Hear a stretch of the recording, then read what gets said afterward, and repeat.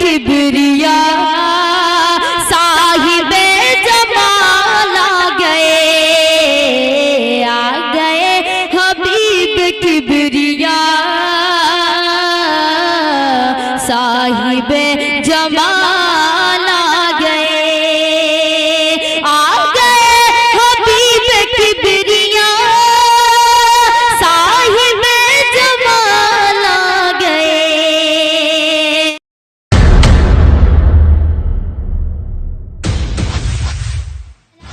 تقریر کے لیے زینب مشتاق کو دعوت دیتی ہیں وہ آئے اور تقریر پیش کریں. زمانہ آج بھی قرآن ہی سے فیض پائے گا، زمانہ آج بھی قرآن ہی سے فیض پائے گا، مٹے گی ظلمت شب اور سورج جگمگائے گا.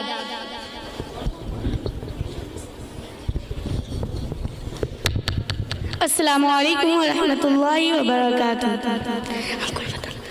نحمده ونصلي على رسول کریم اما بعد فاعوذ باللہ من الشیطان الرجیم بسم اللہ الرحمن الرحیم.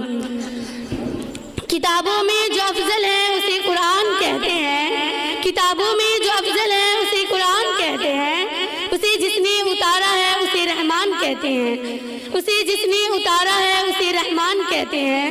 سجا لے اپنے سینے میں جو اس کے 30 پاروں کو، سجا لے اپنے سینے میں جو اس کے 30 پاروں کو، زمانے بھر میں اس کو حافظ قرآن کہتے ہیں.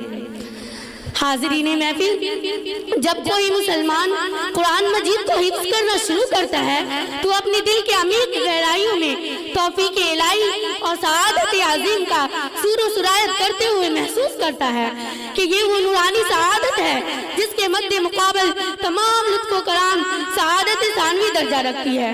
حافظ قرآن پر رب کریم کے تعلق کے دروازے کھول دیے جاتے ہیں اور اس کا اپنے مولا کے ساتھ خصوصی ربط قائم کر دیا جاتے ہیں.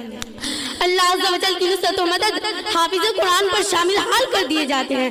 اللہ جل شانہ کے جود و کرم، انوار تجلیات حافظ قرآن پر شروع کر دیا جاتا ہے اور ایک روحانی برق کا نزول حافظ قرآن پر شروع کر دیا جاتا ہے.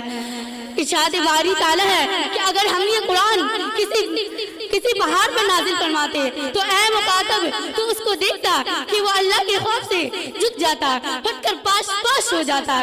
یہ مثالیں ہم لوگوں کے لیے بیان کرتے ہیں تاکہ ہم لوگ غور و فکر کریں. برادران اسلام، جلالت قرآن کا عالم یہ ہے کہ اس کی عظمت و شوکت پہاڑ بھی برداشت نہیں کر سکتی. پھر ہم مسلمان بالخصوص حافظ قرآن پر یہ لطف و محض اللہ تبارک و تعالیٰ کا خاص فضل و عنایت ہے. بس اسی بات پر میں اپنی تقریر ختم کرنا چاہتی ہوں. وما علینا الا البلاغ. السلام علیکم ورحمۃ اللہ وبرکاتہ. اگر ہماری ویڈیو اچھی لگی تو حسنین اردو میڈیا کو لائک کریں، کمنٹ کریں، شیئر کریں اور سبسکرائب کرنا بالکل نہ بھولیں.